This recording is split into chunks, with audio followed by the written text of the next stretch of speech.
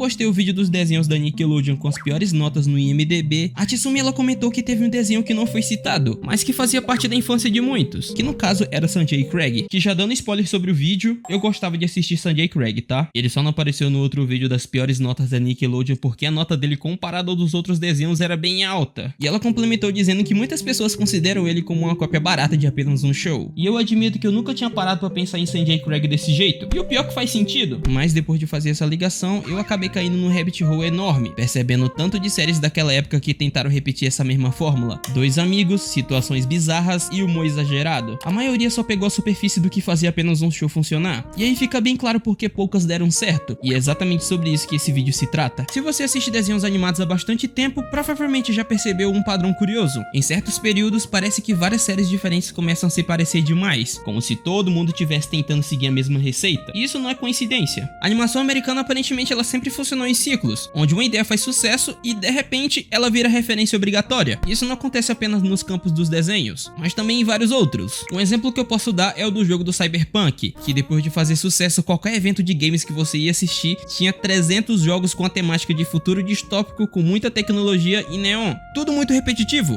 chegando ao ponto de tudo parecer o mesmo jogo. Um outro exemplo que posso citar é a época dos desenhos de humor bobos, rápidos e exagerados. E no vídeo que fiz da Nickelodeon/IMDb, eu acabei notando um padrão. Todos eles seguiam a mesma fórmula de gritos, caretas, ritmo acelerado e piadas a cada segundo. E um fator importante para isso foi a internet, que passou a influenciar diretamente o humor dos desenhos. Os vídeos virais e memes da época eram rápidos, chamativos e exagerados, e a indústria tentou copiar esse estilo por achar que era a melhor forma de manter a atenção do público. O problema é que, ao transformar o humor da internet em uma fórmula fixa, muitos desenhos passaram a ter o mesmo ritmo, o mesmo tipo de piada e a mesma sensação geral, o que acabou tornando tudo muito parecido, e na maioria das vezes ruim. E isso aconteceu na década de 60 e 70 com os sitcoms de família, os Jetsons, Flintstones, os Herculoides. Meu Deus, esse aqui é velho. Nos anos 80 com os desenhos de heróis, que eram os Thundercats, He-Man, Caça-Fantasmas. No fim dos anos 2010, que as narrativas eram mais emocionais e os arcos eram contínuos, igual Steven Universo, Gravity Falls, O Segredo Além do Jardim. E dentro desses ciclos, houve um que ficou marcado por um desenho específico,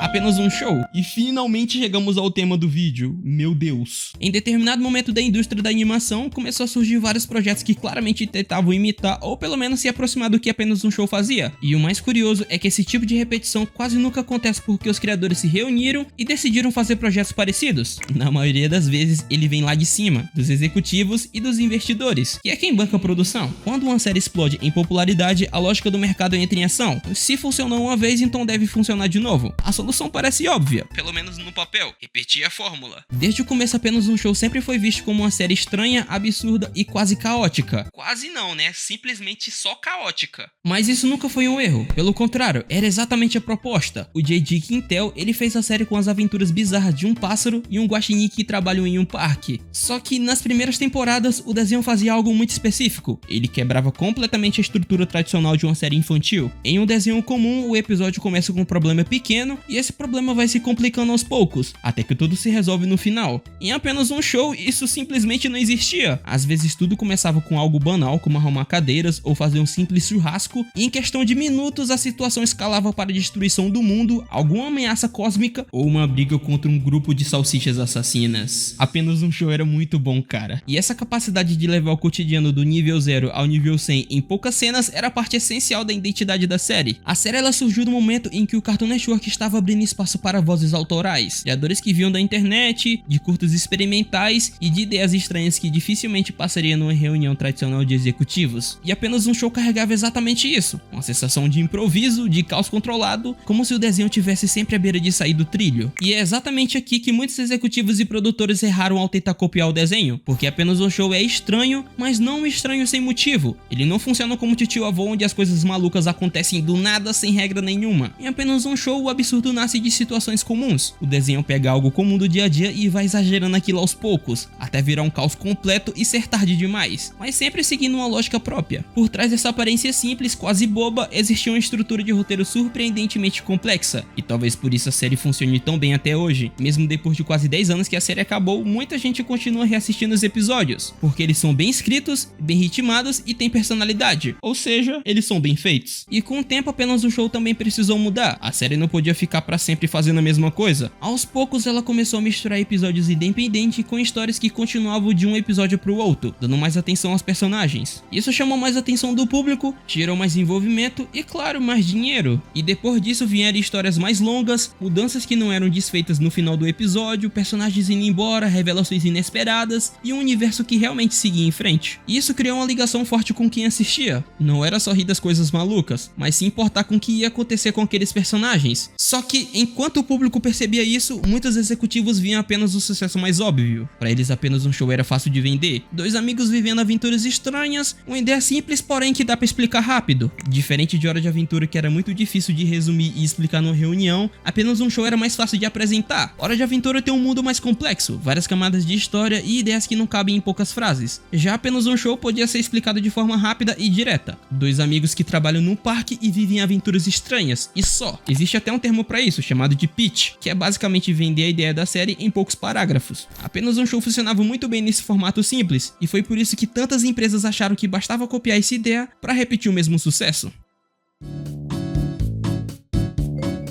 E chegando no caso que me fez fazer esse vídeo, um dos casos mais claros dessa tentativa de copiar apenas um show foi Sanjay Craig, que foi uma série animada estadunidense da Nickelodeon, exibida entre 2013 e 2016, criada pelos animadores Jim Dushburg, Jay Howell e Andreas Troth. O Jay Howell, um dos criadores, também ficou conhecido por trabalhar como designer de personagens em Bob's Burger, que já indicava a tentativa de trazer o humor mais adulto e exagerado para dentro de um canal infantil. Mas, para entender Sanjay Craig, é preciso olhar primeiro para o momento em que a Nickelodeon decidiu lançar esse projeto. No início dos anos 2010, a emissora enfrentava uma crise criativa evidente. Muitos dos seus grandes sucessos do passado já tinham acabado ou perdido a força, e a concorrência, principalmente a Cartoon Network, vinha dominando tudo com séries como Hora de Aventura e Apenas um Show. E esses desenhos não só faziam sucesso de audiência, como também criavam fandoms fortes, engajadas e muito ativas na internet. E dentro desse cenário, Apenas um Show chamava a atenção por parecer simples, fácil de entender e fácil de vender. Era o tipo de conceito que funcionava muito bem em reuniões executivas. E é exatamente aí que Sanjay Craig nasce. A Nickelodeon claramente queria a sua própria versão desse modelo. Dois melhores amigos inseparáveis, situações bizarras, humor exagerado e episódios curtos. Eu particularmente gostava bastante de Sanjay Craig, não chegava a ser tão bom quanto Apenas um Show, mas me entretia, sabe? Mas a semelhança não fica só na ideia básica. Sanjay Craig pega quase tudo que dá pra ver em Apenas um Show. A dupla principal, o humor mais nojento e a tentativa de chocar o tempo todo. O visual exagerado e a sensação de que qualquer episódio pode sair do controle a qualquer momento. A diferença é que, enquanto Apenas um Show começa normal e vai enlouquecendo aos poucos, Sanjay Craig já começa gritando desde o primeiro minuto, o que fazia o desenho ter um problema de personalidade muito grande. A série parecia muito perdida e nunca decidiu o que queria ser. Em vários momentos tentava agir como um sitcom animado mais adulto, cheio de piadas nojentas e exagero, mas ao mesmo tempo ela estava presa em regras de um canal infantil. Isso deixa tudo meio travado. Enquanto a Hora de Aventura criava um universo profundo e Apenas um Show fazia seus personagens evoluírem de verdade, Sanjay Craig ficava parado no mesmo lugar. E no fim virou mais um exemplo de cópia feita só pela aparência, sem entender a essência, e por isso acabou sendo esquecida enquanto o original continuou relevante. E ela não foi uma série tão fracassada assim, que chegou a ter 60 episódios divididos em 3 temporadas, e só não apareceu no vídeo que fiz da Nickelodeon porque ela até que tem uma nota boa de 4.8 no IMDb, considerando a época trevosa que a Nick tava vivendo. Algo parecido aconteceu com a da Disney e tentou entrar nessa onda lançando a série Pickles e Amendoim em 2015. A série ela foi exibida originalmente pelo Disney XD e foi criada pelo animador estadunidense Noah Z. Jones, que já havia criado outras séries, uma delas sendo a Dolly Peixes, também da Disney. Não ironicamente eu curti a Dolly Peixes, tá? Inclusive a Dolly Peixes tinha Josh Roiland, criador de Rick e Morty, e Maxwell Atoms, criador de Billy Mandy no elenco de voz. Eu só achei impressionante e queria dividir com vocês. A proposta já começava estranha de propósito. Dois melhores amigos, um pickles e um amendoim antropomórficos, vivendo situações absurdas enquanto trabalham no mercado Majar Mart. E desde o começo o desenho deixa claro que não se importa com lógica ou historinhas certinhas. A ideia é jogar o espectador direto no caos e ver até onde dá pra ir com isso. Uma das coisas que mais chamou a atenção é o visual exagerado. O desenho mistura vários estilos de animação no mesmo episódio: 2D, 3D meio tosco, stop motion, fotos reais e até imagens que parecem tiradas direto da internet. E tudo isso cria um visual estranho, meio desconfortável, como se o desenho estivesse sempre fora do lugar. lugar. Mas isso não era um defeito. Era exatamente a ideia, se aproximando um pouco do que o desenho do Gumball fazia, só que lá era um pouco mais polido e organizado. E o humor da série, ela segue a mesma vibe estranha. O Pickles e Amendoim aposta pesado no nonsense, no bizarro e até naquele humor meio constrangedor, cara. Muitas piadas nem tem um final claro, elas existem mais pelo choque do momento do que pela construção. Tudo é exagerado, as situações saem do controle muito rápido e nada parece realmente querer fazer sentido. E mesmo sendo criativo, o desenho nunca virou um grande sucesso. Ele só teve 2 temporadas e acabou em 2018. E hoje muita gente enxerga a série como parte daquela fase em que os canais tentavam repetir o humor absurdo que deu certo em apenas um show, só que levando isso ao limite. E no fim, Pickles e Amendoim acabou sendo visto mais como um experimento estranho e divisivo, que ou você entra na onda ou desiste logo de cara. E cara, esse fato aqui realmente parece muito parecido. Tipo assim, a voz do Amendoim, ela se parece, na dublagem, né? Ela se parece muito com a voz aqui do Charles Emanuel do Rigby. Que é isso, cara? Era pra você ser um smartphone. Esse era o nosso plano, lembra? Eu ia tocar na tela e abrir os aplicativos. E o Pickles era Ah, tá tudo bem. Olha, a gente pode ser o sinal da paz. Meu Deus! E a inspiração em apenas um show é bem clara. 2 amigos vivendo situações absurdas o tempo todo. O problema é que faltava uma estrutura melhor e humor que não cansasse tão rápido. E em vez de conquistar o público, essa tentativa de copiar o modelo acabou afastando muita gente, deixando a série sua identidade definida própria. E hoje em dia a série conta com uma nota mediana de 4.6 e tem muita gente que gosta. Inclusive o encerramento dessa série é uma obra de arte contemporânea. E sua mãe? Está muito bem. E sua mãe? Seu tornozelo está. E sua mãe? Não quero falar. E sua mãe? Ok. Eu não vou mentir pra vocês, até que é divertido, tá? Se vocês parar pra ver. Até a própria Cartoon Network tentou substituir apenas um show lançando a série Maçã e Cebola em 2018, criada pelo animador britânico George Gant, o ex-desenhista de storyboard que já havia trabalhado no Incrível Mundo de Gumball, e Sanjay Craig, que também atuava como produtor executivo. Então digamos que ele já estava familiarizado com esse tipo de desenho e se sairia bem, não é? Não foi isso. O desenho foi feito pela Cartoon Network Studios e exibido na própria Cartoon Network entre 2018 e 2021, somando 43 episódios em 2 temporadas. E a história se passa em um mundo onde comidas vivem como pessoas normais e tentam se adaptar na vida da cidade, o que já mostra uma proposta meio fora do padrão dos desenhos mais tradicionais. O problema é que o desenho surgiu num momento muito complicado. Quando Maçã e Cebola foi criado, a Cartoon já estava sentindo o peso do fim de séries gigantes como Hora de Aventura e Apenas um Show, e esses desenhos tinham um humor estranho, mas bem construído, e personagens marcantes, e apostando em 2 comidas e vendo situações do dia a dia, a Cartoon claramente tentou repetir a fórmula da dupla de amigos e um mundo maluco, mirando no mesmo público que gostava desse tipo de humor diferente. Ela tava meio que tentando direcionar a atenção do povo pro novo desenho deles. Olha aqui, pessoal, esse daqui é desenho também, é de duplas, tem um traço parecido e tal. Só que novamente falando de identidade, a série nunca ficou tão forte quanto as suas inspirações. Enquanto Apenas um Show e Hora de Aventura conseguiu misturar piadas, emoções e histórias com lógica própria, Maçã e Cebola seguiu um caminho mais seguro. O humor era leve e simples e quase sempre previsível demais. Muita gente até achava a série simpática, mas também dizia que faltava impacto, principalmente pra quem já era mais velho e esperava algo mais ousado e marcante. Eu mesmo, quando ia ver esse desenho, ficava incomodado só de ver, cara. Eu já queria mudar de canal. Podia ser até as novelas da tarde da SBT, eu só queria trocar de canal. E quando colocado lado a lado com seus modelos, a diferença fica ainda mais clara. O desenho tinha dificuldade em criar episódios realmente memoráveis ou personagens que evoluíssem de verdade. E as situações absurdas existiam, mas quase sempre eram controladas demais, sem aquela escalada de caos que tornava apenas um show tão especial. E no fim, Maçã e Cebola acabou virando um exemplo clássico de tentativa de copiar uma tendência sem entender a sua essência. E ela não foi um fracasso total não, somando hoje a boa nota de 6.3 no IMDb, mas também não deixou um legado forte. Ficou como um desenho ok, divertido em alguns momentos, mas sem a alma e o peso cultural dos grandes sucessos que tentou substituir.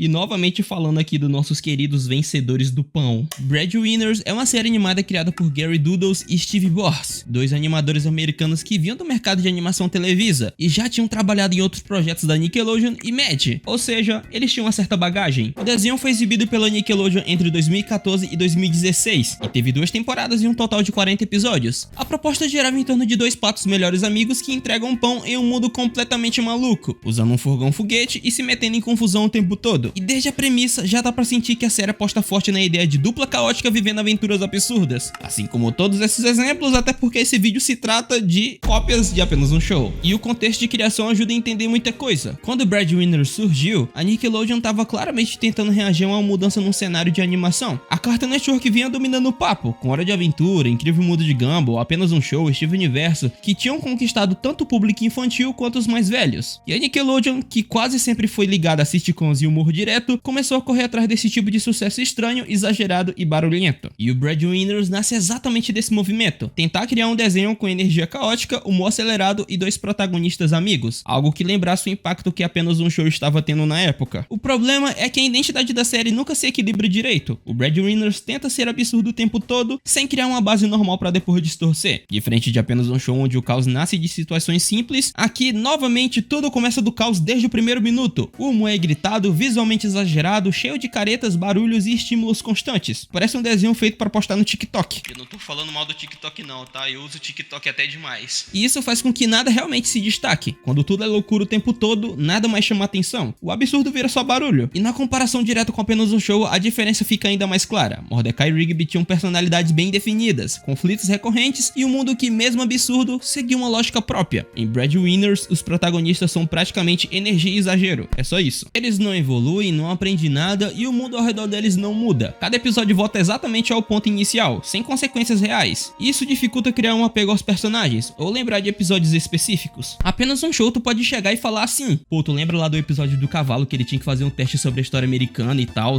Ou então aquele episódio dos patinhos que eles começam a imitar o Mordecai e o Rigby e no final eles viram um pato gigante e cortam o velho no meio, numa lapada só. Quanto Breadwinners é só, pô, mano, tu lembra lá daquele episódio lá do pato lá e tal, mano? Pô, aquele episódio lá do que o pato, nossa, aquele episódio lá do pato que ele grita, nossa, aquele ali, nossa, aquele episódio do pão.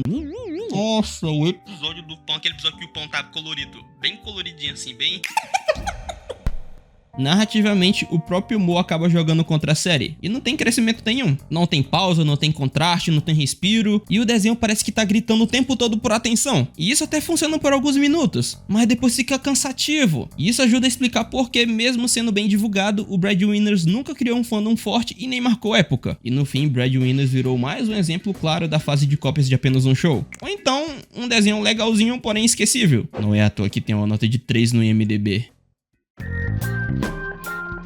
Rocket Monkeys é uma série animada canadense criada por Dan Abdo e Jason Patterson, dois animadores e roteiristas canadenses que já tinham experiências em produções infantis e comédia animada. A série ela foi produzida pelo estúdio canadense Atomic Cartoons e exibida originalmente no Teletoon, um canal parceiro da Cartoon, lá no Canadá, a partir de 2013. Pouco tempo depois foi comprada e exibida pela Nickelodeon em vários países, incluindo os Estados Unidos e o Brasil. E esse detalhe já diz muito sobre o projeto. O Rocket Monkeys nasceu em um momento em que os canais estavam disputando atenção e tentando repetir fórmulas que já tinham dado muito certo em outras emissoras. E quando Rocket Monkeys foi lançado, o mercado de animação estava fortemente influenciado pelo sucesso de outras séries, especialmente do Cartoon Network. E a Nickelodeon, que já vinha enfrentando dificuldade para criar novos sucessos duradouros nesse período, ela claramente buscava entrar nesse mesmo território. E Rocket Monkeys surge como parte dessa estratégia. Dois protagonistas amigos, comportamento caótico, humor exagerado, em um mundo que não segue muita lógica. Tudo muito alinhado com a tendência da época. O grande problema, novamente, é que a série nunca encontra um equilíbrio próprio. Enquanto Apenas um Show sabia dosar momentos de absurdo com pausas e situações mais calmas, Rocket Monkeys é acelerado o tempo todo, cara. Tudo acontece ao mesmo tempo, gritos, piadas visuais e ações exageradas. E sem esses contrastes, o humor acaba perdendo força e se torna apenas mais um caos contínuo, sem espaço pra surpresa ou pra uma piada realmente funcionar. A série tenta ser divertida, mas dá a impressão que tá apenas forçando isso. E quando comparado com Apenas um Show, Rocket Monkeys perde justamente no que mais importa, o ritmo e a lógica. Até que rolam umas risadas em episódios curtos, mas cansa rápido e dificulta criar carinho pelos personagens ou pelo mundo da série. E isso explica porque Rocket Monkeys nunca conseguiu criar uma fandom de verdade ou deixar um legado marcante. E mesmo com 3 temporadas, hoje ele é lembrado mais como o desenho acelerado do começo dos anos 2010. E no fim das contas, Rocket Monkeys entra direitinho na onda das cópias de Apenas um Show. Pegou os elementos mais óbvios, dois amigos, caos e exagero, mas não entendeu o que realmente faz o absurdo funcionar. O resultado é esse desenho aí, cheio de energia, mas que é fácil de esquecer. E só pra não perder o costume, hoje a série conta com a nota de 3.4 no IMDb. E o resultado disso tudo foi um monte de projeto que tinham até potencial, mas que pareciam vazios. Oh meu Deus, o vazio.